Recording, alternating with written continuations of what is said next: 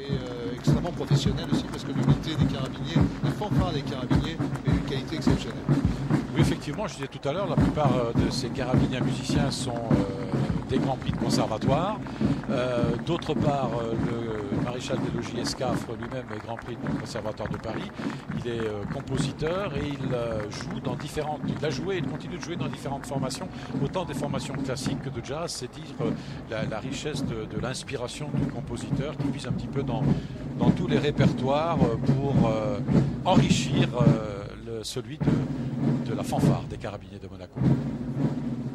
Alors que la famille princière se trouve donc aux fenêtres de la galerie des glaces dans le palais princier, à gauche du portail principal, de la porte principale du palais, se situent, j'allais dire, les personnalités, les corps constitués de la principauté de Monaco, aussi le corps diplomatique représenté en principauté. Il y a là les membres du gouvernement, il y a là les hauts fonctionnaires, il y a également les conseillers nationaux, à commencer par le président Stéphane Valéry, qui assistent donc à ces cérémonies de la fête nationale. Il y a toutes ces personnalités qui, tout à l'heure, viendront déjeuner en compagnie du prince Albert et de sa famille au palais pour un repas traditionnel, à la fois solennel et amical en cette journée de fête nationale. Je ne sais pas s'il faut beaucoup parler sur le défilé des pipes and drums de la police régionale de York avec la fanfare des carabiniers, parce que c'est pas tous les jours, c'est pas toutes les fêtes nationales qu'on entend des cornemuses et des tambours qui sont les instruments qui forment cette fanfare. Pourquoi? Eh bien tout simplement parce que la province de New Brunswick au Canada est peuplée essentiellement d'immigrants écossais, et c'est la raison pour laquelle aussi toutes les œuvres qui vont être jouées aujourd'hui sont des œuvres inspirées ou des airs traditionnels écossais, notamment le célébrissime Amazing Grace qu'on entendra tout à l'heure. Ils sont magnifiques, on va les écouter quelques instants.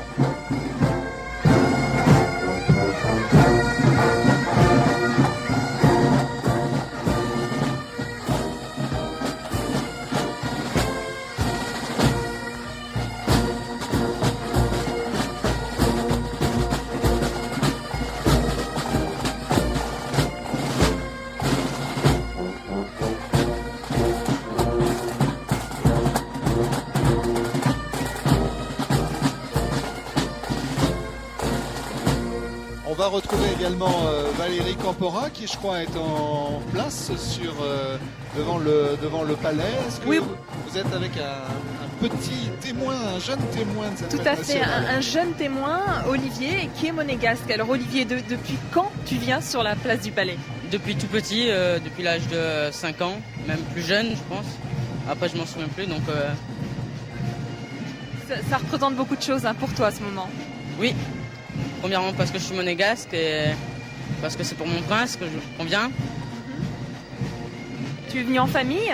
En famille, il y a ma mère, ma soeur et mon père qui est avec les officiels. Alors on voit que tu es bien armé, appareil photo, ça veut dire que tu veux garder des souvenirs de ces moments-là. Oui, pour